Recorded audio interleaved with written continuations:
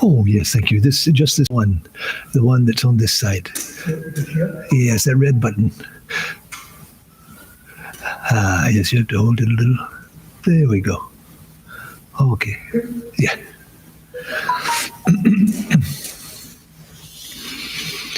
Okay, all set. Record is on. Okay.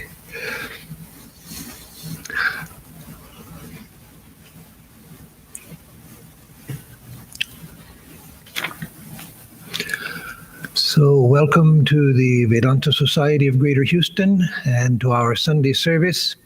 I'm just going to see here, get feedback so that I can see if there are any questions or any problems also. So please bear with me for a moment.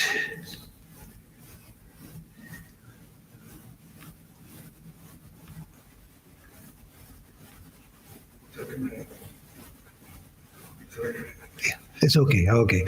I'm just going to open this so that I can see if there are any questions.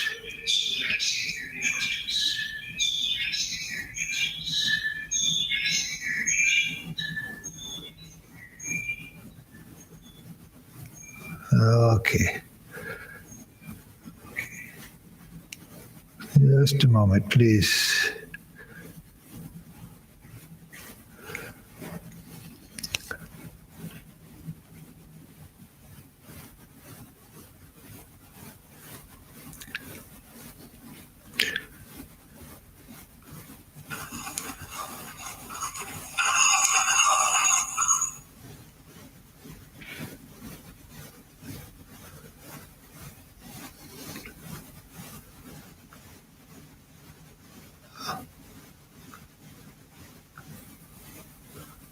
Okay. Okay. Om yo brahmanam viradhati purvam yo vai vedangscha prahinoti tasmai tam hadevam atma buddhi prakasham mumukshurvai sharanamaham prapadye. We who seek liberation take refuge in that infinite light which illuminates the hearts of all, which is the source of the Creator himself, and who is the source of the infinite knowledge known as Veda. Om Shanti Shanti Shanti Harihi Om Tat Sat. Om, peace, peace, peace be unto us all. So again, welcome to the Vedanta Society of Greater Houston, and the talk this morning is Hinduism, Sanatana Dharma, and Vedanta. And so actually I could have turned it into a question: what is Hinduism? Or what is Sanatana Dharma? What is Vedanta?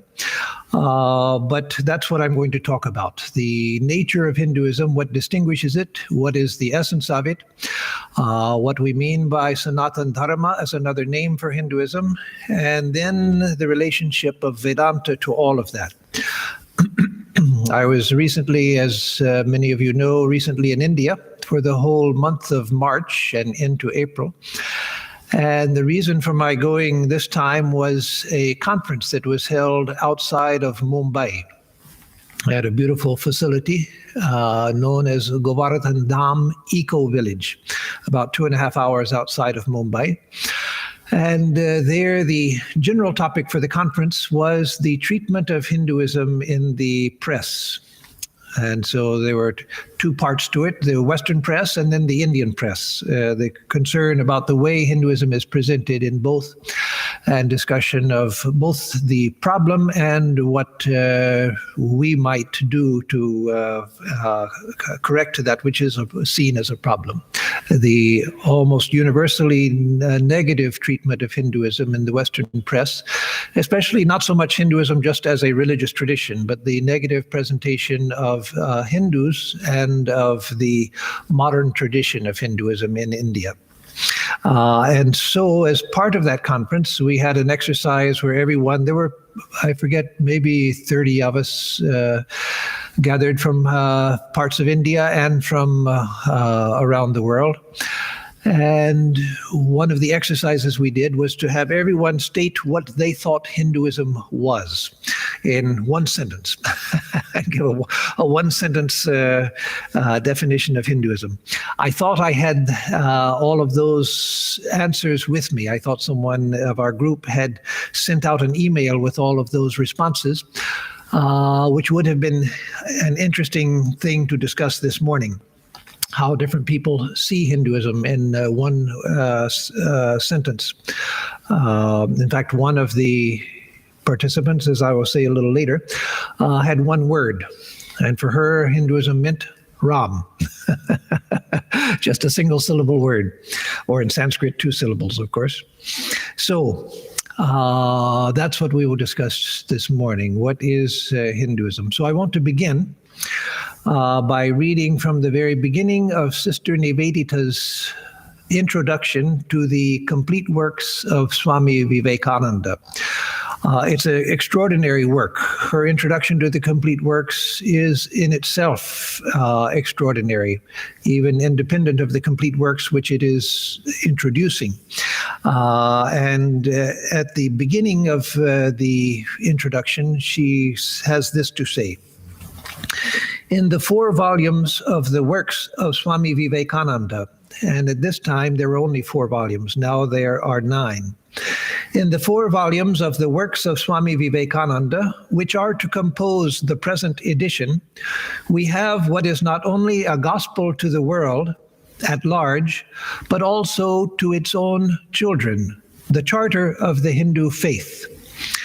What Hinduism needed amidst the general disintegration of the modern era was a rock where she could lie at anchor, an authoritative utterance in which she might recognize herself. And this was given her in these words and writings of the Swami Vivekananda. So let me stop. There's another paragraph I want to read, but let me stop and comment on what she has written here. She says that in the midst of the disintegration of the modern era, that is, after India had lost its independence basically 800 years before this time, 1,000 years before now, but over 800 years before this time, there had been the gradual disintegration of Hinduism, and especially under the British Raj, because the British Raj, they took it upon themselves intentionally and quite consciously and with a stated purpose of de-Indianizing the Indian so that they would become better servants of the British Raj. And so the general disintegration which had taken place because of modern British education and the effort to turn out civil servants rather than strong, self-aware Hindus, and of course Muslims and Christians and other religious communities. Hinduism needed an anchor, a rock on which to anchor itself in the modern age. It needed, as it says, as she says, an authoritative utterance in which she might recognize herself. That is, she needed a statement which would say, this is what Hinduism is. People had been trying to do that since the British came to India. There had been various reformers rising within India as a reaction to the changes taking place in society. The great Ram Mohan Roy and Swami Dayananda Saraswati and other great figures had arisen in India and had tried to do that, had tried to give a statement of what India was and what Hinduism was. The problem is that all of them were influenced by that very British thought which they were reacting against. And so all of them took a part of the tradition and said, this is what Hinduism is, tried to take a part and say that this is not what Hinduism is to much of the rest of the tradition. And so Swami Vivekananda's uniqueness was that he took the whole of the Indian tradition and the whole of Indian history, not just Vedic and Hindu history, but Buddhist history, the Muslim history as well, and even the positive contributions that the British had made. He took all of that and made that the part of the definition of India, but especially the Vedic force of the life force, as he saw it, of Indian civilization. So she goes on, for the first time in history, as has been said, Hinduism itself forms here the subject of generalization of a Hindu mind of the highest order. Now that's an extraordinary statement. For the first time here in the complete works, for the first time in history, Hinduism itself forms here the subject of generalization of a Hindu mind of the highest order. Extraordinary statement. Never before in history had a Hindu mind, a Hindu mind of the highest order, looked at Hinduism itself as a whole and given expression to what it was. Now, why was that? That was because the very idea of a religion against other religions was foreign to India. As Swami Vivekananda said, that the very idea that there are different religions first arose in India with the separation of Buddhism from Hinduism. Before that, the Vedic idea had been that religion is just one thing. It's an innate human tendency, a search for ultimate meaning, for ultimate purpose, and ultimate reality. And people do it in different ways. And so religion is just one thing. Then with the rise of Buddhism, where the Buddhists said, we are not like you. We don't accept the things you do. We are different.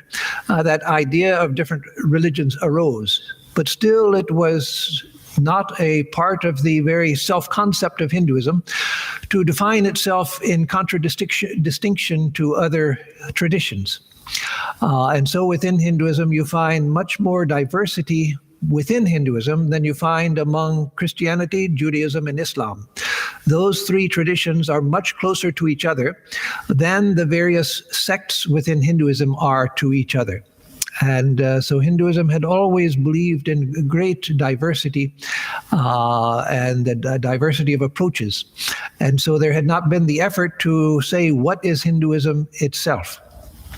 And so here, for the first time in Swami Vivekananda's teachings, we find, as she says, a Hindu mind of the highest order, giving expression to the essence of what the tradition itself is. For ages to come, she goes on, the Hindu man who would verify, the Hindu mother who would teach her children what was the faith of their ancestors, will turn to the pages of these books for assurance and light. Long after the English language has disappeared from India, the gift that has been made through that language to the world here will remain and bear its fruit in the East and West alike. What Hinduism had needed was the organizing and consolidating of its own idea. What the world had needed was a faith that had no fear of truth. Both these are found here. Nor could any greater proof have been given of the eternal vigor of the Sanatana Dharma, of the fact that India is as great in the present as ever in the past, than this rise of the individual, that is Vivekananda, who at the critical moment gathers up and voices the communal consciousness. So let me go back to a statement that she says up here, that what Hinduism had needed was the organizing and consolidating of its own idea. And both of these are found here. Because it was Swami Vivekananda who, again, pointed to the essence of the whole of the Hindu tradition, not his particular sect, not that part of Hinduism which he liked, not that which he thought that the Western world would find acceptable. No, he looked at the whole of the Hindu tradition. And of course, that was based, his way of approaching was based on the realization of his own master, of Sri Ramakrishna. And again, she goes on like that, and the whole introduction, there's a number of pages. It's well worth studying. Every word that she says here is important. And she was herself a great thinker. So, Hinduism, what is it? Well, first of all, I would say that if anyone wants to understand Hinduism, the very best thing that they can do is to go to the complete works of Swami Vivekananda and read them. There's no other book in the world that I have seen, and I've seen many, that comes close to the complete works as far as giving an idea of Hinduism. And if you want a more concise form than the whole 9 volumes, which is a lot for most people, admittedly, then go to the lectures from Colombo to Almora, the Swami's lectures that he gave when he returned to India from his first visit in the West. And nowadays it contains lectures from his return after the second visit as well. But the most important are those from his after his first visit, given in 1897, 98, and the beginning of 99. So, again, Hinduism, what is it? Well, first, let me say that from a traditional standpoint, there were considered to be 2 large groupings of traditions in India. There were the Astikas and the Nastikas. The Astikas were those who, Astika means those who believe in that which is, those who say that it is. They believe in isness. But here it's used in a particular technical sense, those who believe in the Vedas, that the Vedas are the source of the tradition. Those who accept the authority of the Vedas, they are Hindus. They are true believers in Hinduism. And those who don't accept the Vedas, like the Buddhists and the Jains, they are not Hindus. But nowadays, a very good tendency is that there's a coming together of at least of the Jaina tradition. Many Jainas consider themselves a subset of Hinduism, and that I think is a healthy thing. And so in mentioning this traditional definition, I'm not mentioning it to exclude the Jainas, certainly, but just the traditional idea was that those are members of the Vedic tradition, another name for Hinduism, who believe in the authority of the Vedas, and those who don't accept that are outside of the Vedic tradition. But then we come to another statement of Sister Nivedita's, not here, but elsewhere in her works, where she says that Hinduism is the tradition of the Gayatri, Gita, and Ganga, the 3 Gs. Gayatri, the Gayatri mantra, Om Bhur Bhuvasva Tat Savitur Varenyam, etc., the most sacred prayer of Hinduism, and a very, very ancient prayer from the Rig Veda itself, and one which has been said by millions of people for several thousand years. So the Gayatri mantra, and so the Gayatri actually represents the Vedic tradition, the Vedas themselves, the source of Hinduism. So when she says the Gayatri, that includes that. And then the Gita, because the Gita though it came from the late Vedic period, it was really one of the beginnings of modern Hinduism. And of course, with India, when we talk about modern, in this sense, the source of modern Hinduism means the Hinduism for the last 4,000 years or so. Modern meaning 4,000 years ago to the present. So the Gita represents the Itihasas. It also can represent the Puranas, the classical texts. And also it was in the Gita where the doctrine of the incarnation was revealed in its full form. And where you see the new deities of India arising. Those who had their source in the Vedas, yes, even Kali and Durga had their source in the Vedas, but the full-blown concept of Ishvara as we have it in classical Hinduism, that is first expressed in the Mahabharata and in the Gita. And so the Gayatri, Gita, and then the Ganga, the Ganges River, because of its importance to Indian civilization. Even in South India, all over India, the Ganga was looked to as the stream of life flowing from the Himalayas, the land of the rishis, bringing life to the plains of India. And it was looked upon and is looked upon as a deity. One of the things I always have loved to do, and what I did every day this time when I spent more than a month in India, most of it at Bellarmut. So while I was at Bellarmut, every day, morning and evening, go and salute the Ganges. and then to chant the first verse of the hymn to the Ganges by Shankaracharya, Om Devi Sureshwari Bhagavati Gange Tribhuvana Tarini Taralatarange, etc. And just the sense of sanctity, the sense of purity, the sense of holiness that is associated with the Ganges. Yes, you may say the Ganges is polluted. Unfortunately, it is very polluted. Unfortunately, it's been much mistreated by sewage and by industrial waste and by all sorts of things that are thrown into it. That's a great shame. But the sacredness of the river is still there and still felt. So Gayatri, which represents, again, the Vedic tradition, the Gita, which represents all that came after, because the seeds of that are in the Gita. And then the Ganga, that is that which makes Aryavarta, India, a holy land. So those make up the 3 Gs of Hinduism, as Sister Nivedita said. And to that, one could add the Guru also. So this is one way of defining Hinduism. One way is the traditional way of those who accept the authority of the Vedas. Another is this, Guru, Gayatri, Ganga, Gayatri, Gita, Ganga. And you could add the 4th G of Guru. That is the tradition of the spiritual teacher. In fact, the tradition of the teacher itself, the institution of teaching in India, is a sacred part of the tradition.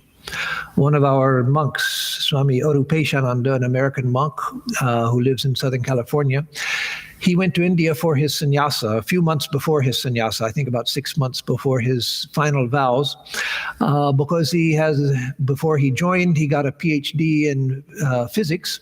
And so he was asked to come to the Vivekananda University outside of Belur Mutt to teach physics at the university for a few months while he was there.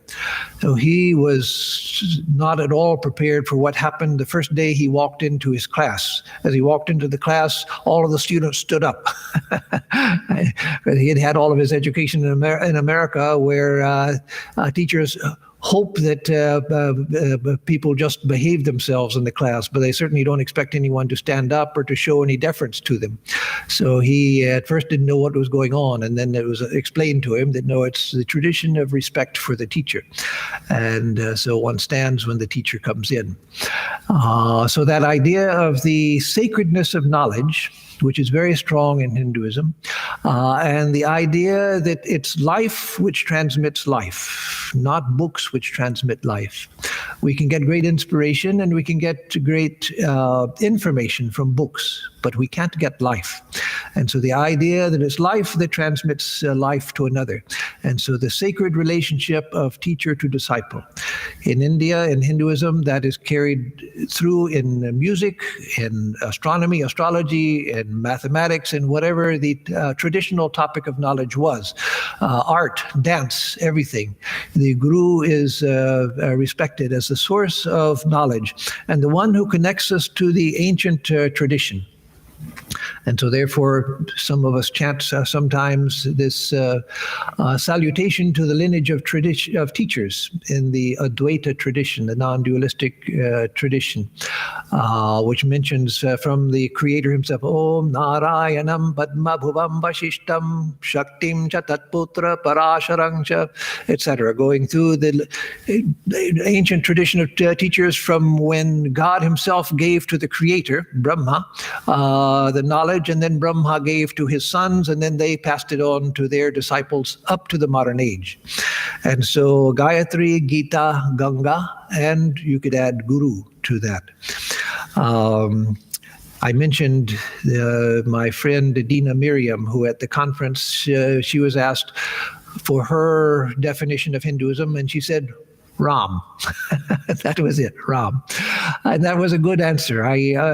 One might say, well, there's a lot more to Hinduism than just Ram. What about Ganesha? What about Krishna? What about Brahman? What about the Absolute? What about so many things? Yes, but if you want to say in one word, what better word could you express Hinduism than Ram? Because Ram was seen as an incarnation, is seen as an incarnation of God. He's Ishvara, he's an incarnation, and as an incarnation of God, he also represents Brahman, the absolute, and Brahm was the source of much of our understanding of Dharma. What is a dharmic life? What is a proper religious, devout life? What is an ideal king? What is an ideal husband? What is an ideal warrior? What is an ideal older brother, younger brother, son, etc.? And so that was another definition of Hinduism. So, of course, as you all know, the word Hinduism itself is problematic because it is an outside foreign word. In fact, it's a corruption of an Indian word.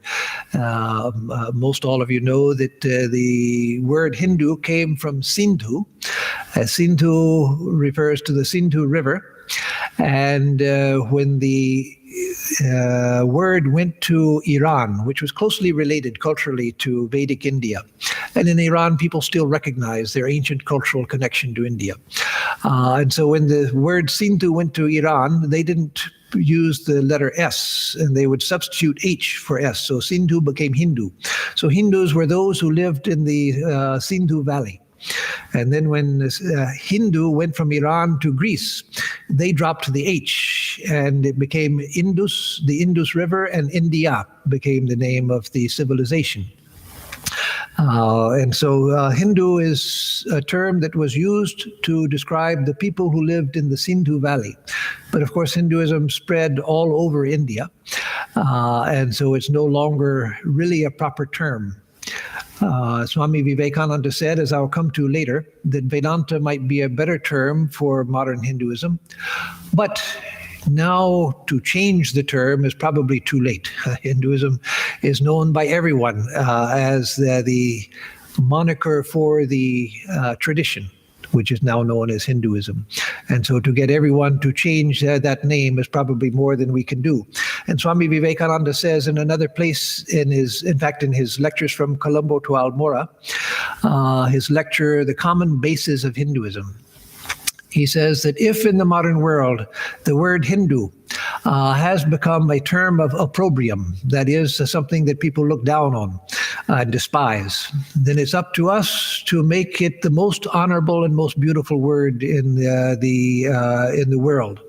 That it's up to us to revitalize the term itself. So he recognized that the term Hindu was here to stay. And if it has become a term of opprobrium to some, associated with superstitions and other things, then it's up to us as Hindus to show the beauty and the nobility and the truth which is contained within the tradition, so that the very perception of the name itself is uplifted. So as I said, Hinduism, and as all of you know, Hinduism is also known as the Sanatana Dharma. That's a very beautiful term, Sanatana Dharma. And many people nowadays, many people from the subcontinent and in the subcontinent, prefer to use the term Sanatana Dharma. And that also is a very good term. And it's a term which is full of meaning. Sanatan meaning eternal, and Dharma meaning spiritual path and spiritual teaching. It doesn't divide teaching from path. It's the whole thing. And so the eternal spirituality, you could say, or eternal spiritual truth, the eternal spiritual way. Because the idea is that there was no founding of Hinduism or of Sanatana Dharma. It goes back to the beginnings of history, and anything that you see present at the beginnings of history, then it means it was already developing before the beginnings of history, before there was a written record. In India, the beginning of the written record, of course, means the Vedas. And the Vedas begin with a highly developed civilization, So certainly there was much going on for thousands of years before the Vedas even began to be composed. And so the Sanatana Dharma, the very idea, the self-concept of the Sanatana Dharma is that these are eternal truths, the truths contained in the Sanatana Dharma. So what does that mean? The truths are eternal. It means that they're eternal as scientific laws are eternal. We say that Newton discovered gravity, the principle of gravity. He didn't invent gravity. It's not that gravity didn't exist before Newton, but he discovered how it works. He discovered the mathematical relationship between any two bodies having mass. And that's what gravity is, the natural pull between two bodies having mass.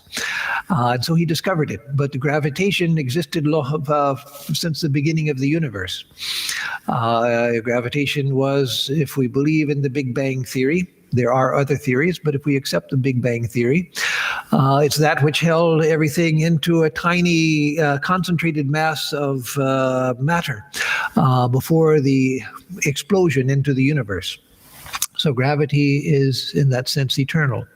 And so in the same way, the truths of the Hindu tradition, not all of the cultural expressions, no, but the basic truths in the Hindu tradition, the principles on which Hinduism is founded, those are principles inherent in the very nature of the universe. They weren't invented by anybody. They weren't made up by a committee deciding, oh, it'd be nice if we believed in this and it'd be nice if we believed in that. No, these were principles which were discovered over time by great rishis, that is sages, and yogins, people of highly developed intelligence and concentrated and purified minds who saw into the nature of reality and gave expression to that reality and the principles governing that reality. And so therefore it's called Sanatana Dharma. So now Hinduism also, sometimes coming to a more modern sense of that many people have of Hinduism, even within India, is that Hinduism is a cultural and an ethnic religion. It's cultural. That is, there are those who don't believe in the teachings of Hinduism at all, but they have the name Chaudhuri or whatever, Patel or whatever Indian name.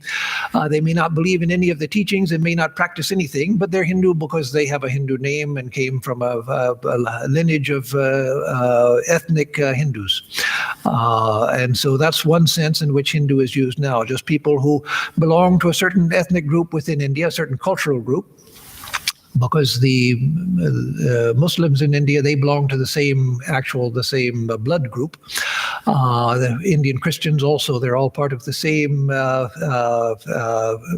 people.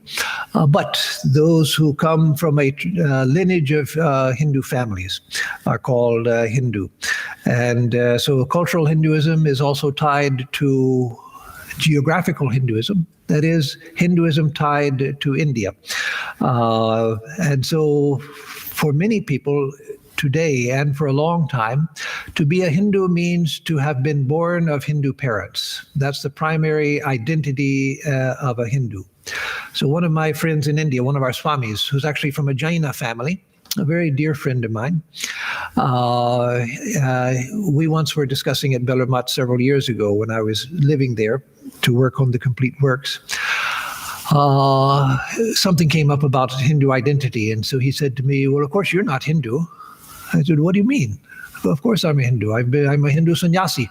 I received brahmacharya. I was initiated into the Gayatri Mantra. I wore the sacred thread of the Brahmins, or actually originally of the upper three castes.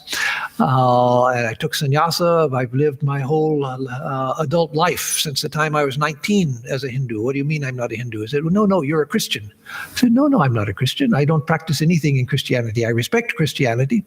I don't look down on it. I respect it. But I'm a practicing Hindu. I said, no, you're a Christian, just as I'm a Jain. I said, no, you're not a Jain. You were born into a Jain family, but you are practicing Hinduism. You're a sannyasi. He said, yes, but I was born a Jain. I'll always be a Jain. So that's another idea of religion in India and among the Hindus, and obviously among Jainas also, that you are what you were born as. And so to be a Hindu means you were born of a Hindu family. And someone like me, coming from a Christian family in a Christian country, I may practice Hinduism my whole life, but I'm still a Christian. Oh no, that is a later development that came into Hinduism, and it's one that we now need to overcome. We need to go beyond. That's a silly idea. First of all, because it shows that we don't know our own history. Hinduism at one time reached as far, Vedic Hinduism reached as far as Syria, modern-day Syria, in the Mitanni kingdom. In fact, the pharaohs of Egypt, during a long period, they preferred Hindu princesses to be their wives. And so they would marry the princesses from the Mitanni kingdom, which was a Vedic kingdom, all the way in Syria. Afghanistan, Iran, all of that was connected civilization. And at one time, it went all the way through Indonesia, Burma, Thailand, Cambodia. Cambodia still has, they say, the most Hindu temples outside of India. And Indonesia, what remains in Indonesia is the island of Bali. But those were not people who 5,000 years ago were born of Hindu parents. Those were people who became Hindu. The whole civilizations became Hindu. And so Hinduism has spread far and wide in ancient times, as Swami Vivekananda himself knew and said. And so this idea that a Hindu is only one who is born of Hindu parents, that has no meaning. When you find many modern Hindus who have no connection to their tradition whatsoever, and to say that they are a Hindu, but someone who's practiced it for their whole adult life is not a Hindu, what kind of sense is that? That's a superstition which has to be given up. It has very little to do with the tradition. And so there's cultural Hinduism, and then there's ethnic Hinduism, that is those who are born of Hindu parents. And then there's a much wider sense of Hinduism, which is what Swami Vivekananda taught. Swami Vivekananda, when he came to the West, people back in India criticized him for teaching Om, the mantra Om, and other Vedic teachings to Westerners. And Swamiji said, every one of my disciples is a Brahmin. By that, he was not encouraging casteism. And of course, he didn't mean that they actually had been born of Brahmin parents. That would be ridiculous. He meant that Brahminhood is a quality of character, and that those that I have given teaching to, they have become Brahmins by the very influence of the teachings which I have given. And so his way of teaching Hinduism or Vedanta in the West was to give the teachings which were universal. The teachings of the universal principles which are true wherever there is human life. Just as gravitation exists throughout the universe, it's not the proprietary principle of the British people because Sir Isaac Newton discovered it. Then the Indians could say, we discovered it before you did, as they did. Not the mathematical formula, but the principle of gravity had been discovered much earlier in India. And so just as gravitation exists throughout the universe, so these pure spiritual truths are true everywhere and at every time, because they're based on the nature of reality itself, based on the nature of the universe and all possible worlds of experience. And so it was that Swami Vivekananda wanted to spread around the world so that different cultures could express those principles in their own, according to their own cultural genius. And so within India, Swamiji was a great lover and supporter of cultural Hinduism and of geographical Hinduism. He had great love and devotion for the Ganges, for instance.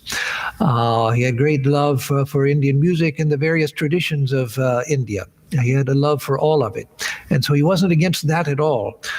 But it was not that which he taught to the world at large. What he taught to the world at large were the universal principles, which are the very foundation and the essence of the Hindu tradition, because those can go to any culture in the world and be recognized as true because they talk about the nature of reality itself. And then that culture in time will learn to express those truths in its own way. And so you'll have the Hindu expression of India, which goes back thousands of years, but then you'll have the cultural expression of those same principles in other cultures according to their cultural genius. It's interesting that until the early 20th century, when the British would take the first censuses in India, that many Muslims would write on the form where they were to give their religion, they would put Muslim Hindu. They would describe themselves as Muslim Hindu.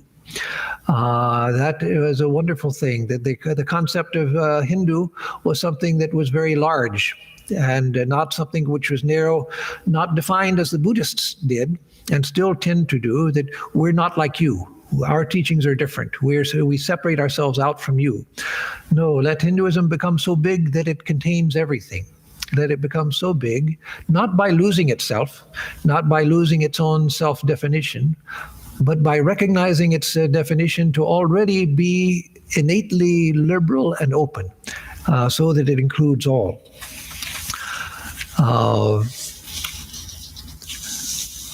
Speaking of these Muslims in the 19th and early 20th century who described themselves as Muslim Hindus, in countries like Iran, a Muslim country, but the people of Iran, they recognize themselves as belonging to an ancient culture.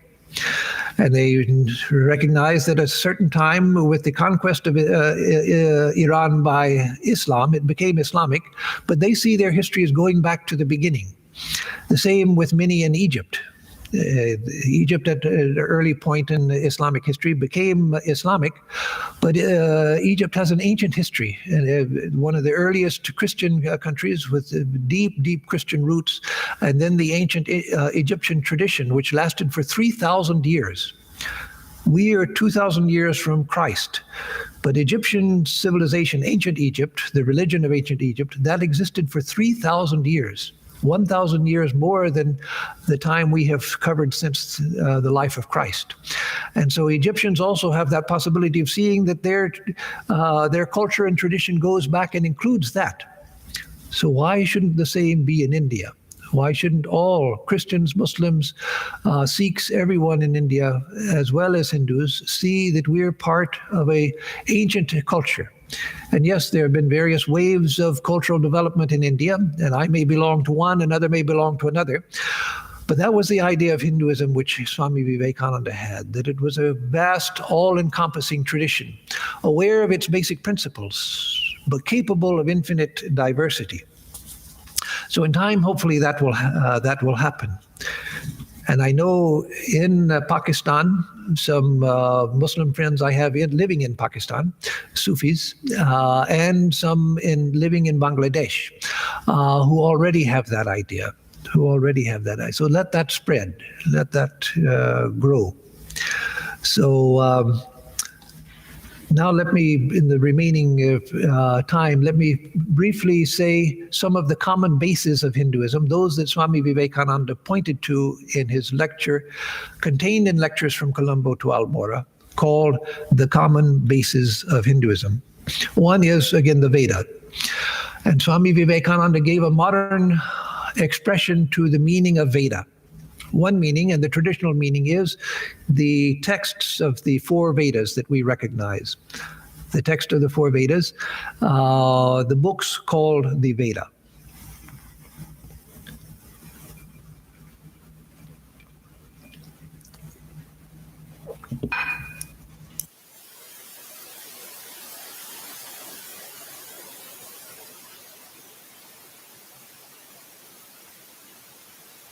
Excuse me. So the book's called the Four Vedas.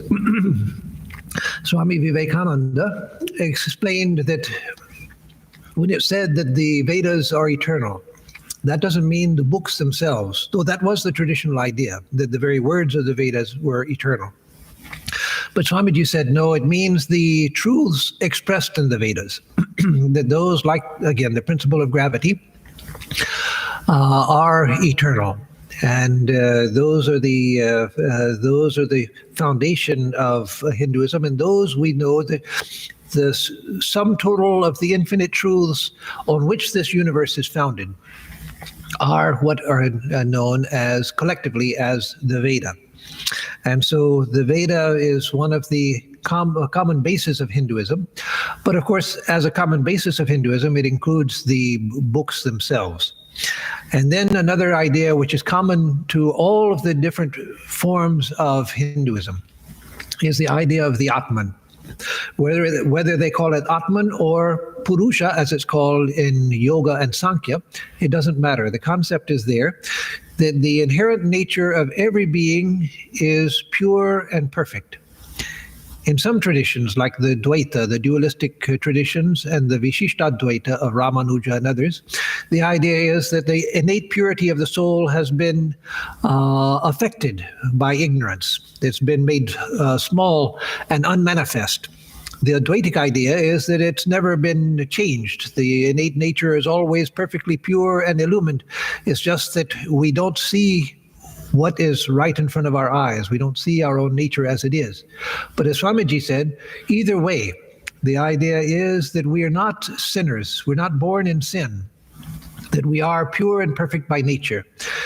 Whether you take that to mean that now I'm limited because of ignorance, but I will become divine, or whether you take it in the Advaitic sense that I am the reality itself now. Even in my present ignorance, I am the infinite reality. It doesn't matter. The basic idea common to all schools of Hinduism is that the inherent nature of each soul is perfection. And so perfection is inside. It's not something to be acquired outside. It's not even something to be given from outside. Even the grace of God doesn't give me perfection. It releases me from my own ignorance, my own blindness, which I myself suffer from because of my own karma. And so it's a way of releasing me from my own ignorance. But I'm not dependent on anything outside for that attainment. Another of the common bases of Hinduism he expresses is the idea of God. So all Hindu traditions accept some idea of God. Now you may say that Sankhya, traditional or classical Sankhya as we know it now, it didn't accept the idea of God. No, that's true. It doesn't accept the idea of a universal God who is the controller of the universe and the controller of human destiny. That's true. But even in Sankhya, there's the idea of the man God, that is, of the perfected sage, the all-knowing Sarvagnya, Sarvavyapi Sarvagnya, the omniscient and omnipresent, omnipotent soul, which when an individual realizes that, then they become what would be called a god in other traditions. And so this idea of God is at the center of the Hindu tradition, some form of the perfection which is behind this universe. Then there's the idea that this universe itself is eternal. There's the idea which has been destroyed by modern science. The idea in the West was that the universe was just a few thousand years old. Modern science has shown that that idea is not tenable, though there are people who still insist on believing it in spite of all of the vast evidence against it.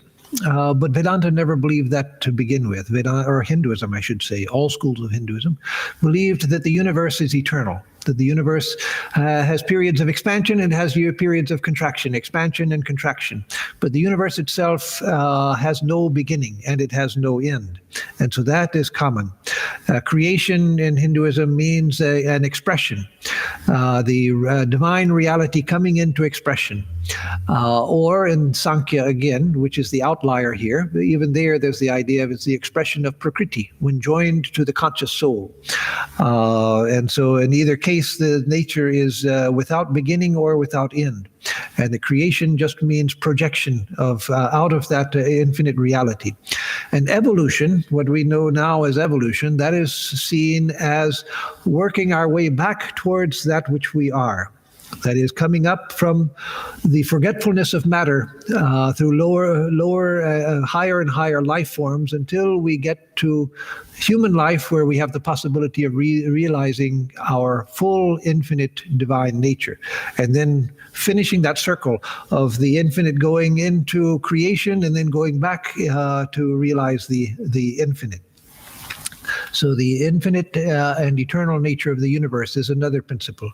Then again, I won't take time to deal with them. There's topics we deal with often anyway, but there are four pillars we can say of Hinduism.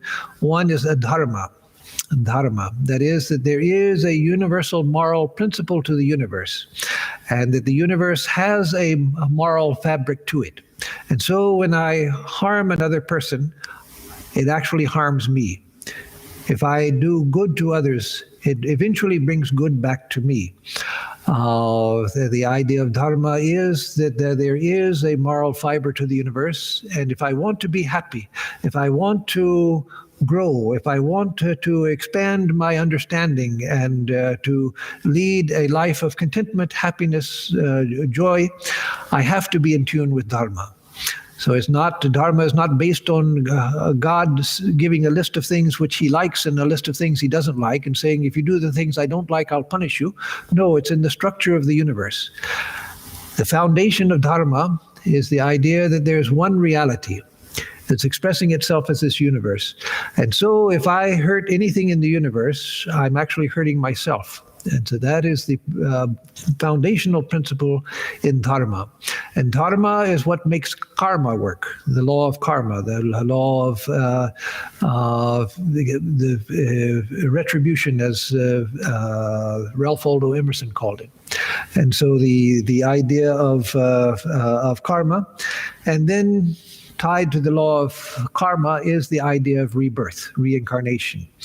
And finally, the fourth pillar, the four pillars are Dharma again, karma, rebirth, and then moksha, liberation. That the goal of human life is spiritual perfection. And that is common to all schools of Hinduism, even schools like Nyaya and Vaisheshika. They had some concept. It might not have been a very elevated concept, but they had some concept of liberation. Then the goal of human life is freedom, moksha. It's not just to be a good person. Yes, be a good person. It's good to be good. Be a good person, because by doing that, you're in tune with Dharma. But that's not a goal in itself. It's because by being in tune with Dharma, the mind begins to become clear. Then your understanding becomes more and more clear.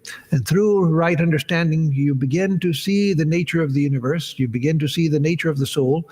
And eventually the mind becomes so clear that it reflects reality itself, and it merges into reality, so that we become the truth that we are seeking, or we realize that we always were the truth that we've been seeking. And in that realization, we become ultimately free. And so the goal of the Hindu is freedom, moksha, mukti. That's important, because as Swami Vivekananda, he was a great Christian monk, a French Christian monk who lived much of his adult life in India. And he became a sannyasi. He took actual Hindu sannyasa. And he was a follower of Vedanta, though he remained a Christian monk. But he was, of all of the many Christians who took up the study and the practice of Vedanta in India, he is the most extraordinary of all of them, or at least the most extraordinary that we know of.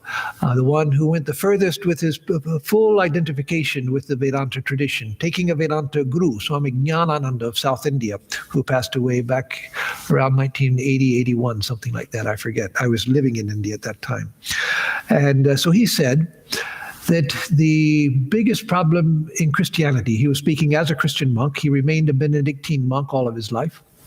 He said the biggest problem in Christianity, the greatest limitation is that there's no way out at the top.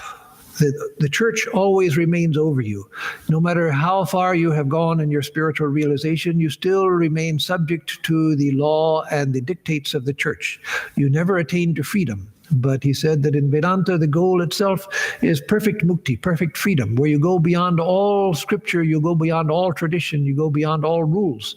You attain to a state of spontaneous freedom, where there's nothing whatsoever that can restrict the being of such a person, the being or the mind. And so that is the ultimate goal of Hinduism also, is freedom. So I'll end here. I'll look and see if there are any questions, if I can get to them. But let me just repeat the common bases, as Swami Vivekananda gives them. The Vedas, both the texts and the principles which they embody. And within India, he spoke more of Veda as text, because that is part of the tradition there. Outside of India, he spoke more of Veda in the expanded definition of the repository of infinite spiritual truths, some of which are contained within the Veda and some of which are yet perhaps to be discovered. So the Vedas, the pure nature of the self, the Atman, that everyone is pure and perfect by nature. God. And even in Sankhya, there's the idea of the man-God, the perfected sage who becomes all-knowing, all-seeing, omnipotent, omniscient. The nature is infinite and without beginning. The four pillars of Dharma, karma, rebirth, and moksha, or liberation. And then that the goal of human life is that freedom, moksha. So let me see if there are any questions here. No, I don't see any questions. And so I've decided that I'm going to try. Oh, Surenji has one. Yes, Surenji.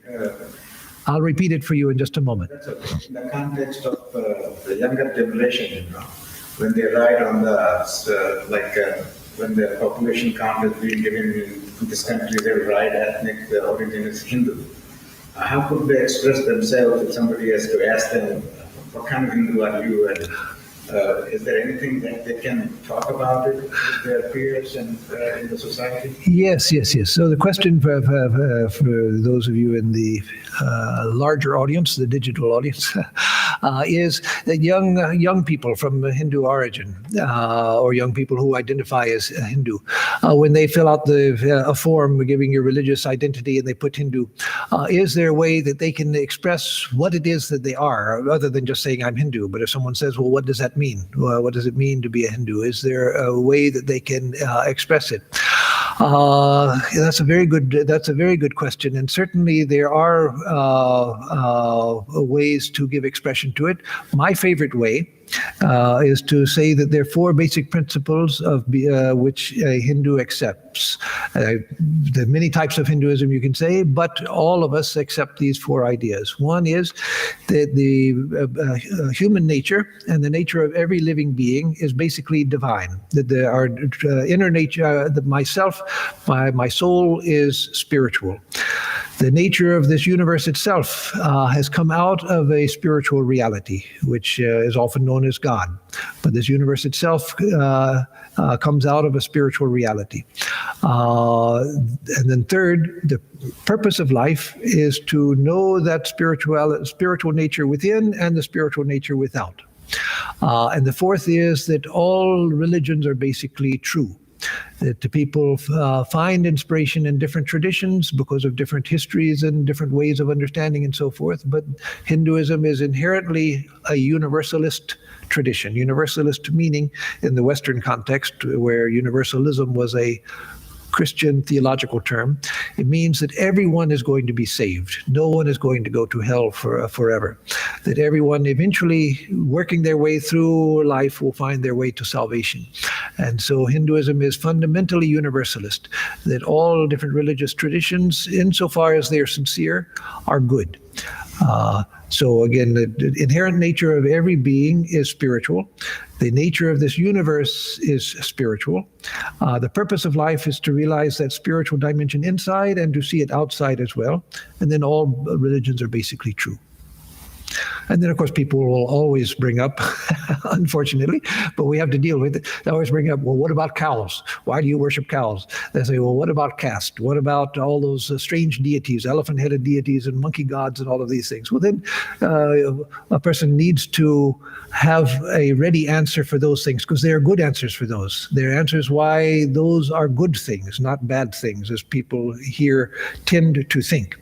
But it's best first to have a short statement, but then to have thought about these other things. So, any other questions? Question from Oh, diagnosing. Oh, from yes, good. Dhira. What was the result of your conference? How to improve the image of Hinduism in the media? Good question, Dhira, Peg. The result was, as most conferences, there was a lot of discussion. It was very rich discussion. And so I don't mean it was just empty, a lot of talk with no decisions. No, it was very rich discussion because it helped all of us understand the problem better. The solution is not so easy. But one thing is to be clear ourselves about what is what, and to be able to respond effectively. I like the question that Surin just asked about young people having to explain to others what they mean when they say, I'm a Hindu. It's not enough just to say, well, I don't know, my parents were Hindu, so I'm Hindu, but I don't know what it means. No, we need to have a clear response. And so when there is a misstatement in the media, to clarify it. More proactively, for people who have a voice, many people, how are they going to fix the problem? They don't have connections, they don't know what to do. But for those who have a voice, to be more proactive in representing Hinduism properly. In ideal terms, people like me can't pretend to do that because we just don't have the capacity. But in ideal terms, look at what Swami Vivekananda did. When he came to America, India and Hinduism were looked down upon by practically everybody, except a few esoteric people, theosophists and people who liked esoteric things, but by the vast majority of people. But within a couple of years, he had changed the whole tone of discussion about Hinduism within America, because in him, people could see what Hinduism was. And many people, their written record, people were asking in the newspapers and elsewhere, why are we sending missionaries to a country which can produce a man like this? And within 2 years of his coming to America, or maybe it was even a little more than a year, donations to Christian missionaries in America dropped by 1/3. Now, I don't say that because I'm against Christianity. I say that because I am against Christian missionizing, or Muslim missionizing, or Hindu missionizing. That is, missionizing meaning trying to push my beliefs on another. That's not what we do here, of course. What we do is to give teachings, and those who find benefit, let them take it. But we don't try to push people into our doors. And so Swami Vivekananda, because he represented Hinduism so beautifully, he changed the whole concept of Hinduism within the West. And it remained changed for several decades, but then it has begun to degrade again. And so it's incumbent on everybody who's a lover of the tradition or a member of the tradition, by acceptance in my case, or by birth in the case of others, to represent that tradition the best that we can. And when we have a chance to speak up for it, to speak up for it. So briefly, that's what I would say for now. So, okay, so we'll close here. Let me give announcements now before I give a closing prayer. On Tuesday at 7:30 p.m., we will have the Bhagavad Gita class live streamed, same as this. And on Thursday at 11 o'clock in the morning, we will have the Gospel of Sri Ramakrishna class, again, live streamed. And next week, next Sunday, we'll have another talk like this. I have to admit that coming back from India, I've been extremely lazy about coming out with topics.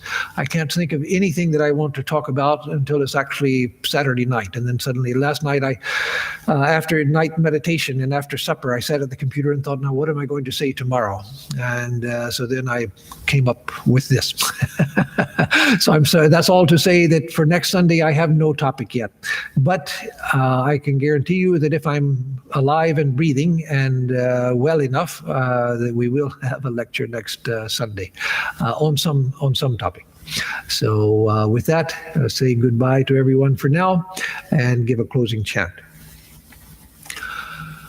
Om Dyo Shanti Antariksham Shanti Prithvi Shanti Apa Shanti Oshadaya Shanti Vanaspataya Shanti Vishwe Deva Shantihi Brahma Shantihi Sarvam Shantihi Shantireva Shantihi Sama Shantiredhi.